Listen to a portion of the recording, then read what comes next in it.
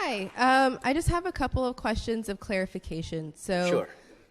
You touched on it a little bit towards the end of your lecture, but if you could describe more, I guess, like elaborate more on what you mean by decency and these fundamental values, especially in light of the statements that you just made in response to the question, not this last question, but before this, recognizing the fluidity of culture and cultural values and the existence of cultures that don't necessarily share the same values, and how do you account for that, moving towards a common set of values? How do you, if you believe that it is useful, develop coalition politics in order to move towards a collective sense of value?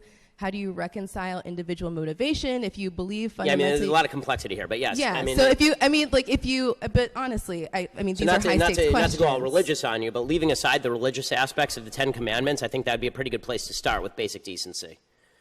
Right? Don't steal,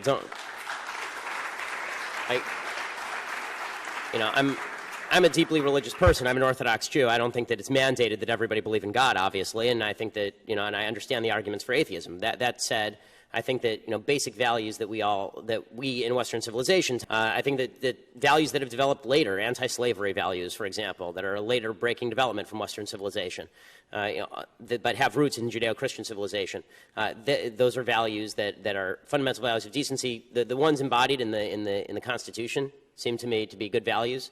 Like, I don't get to harm you because I don't get to use the government as a club against you because I disagree with what you say.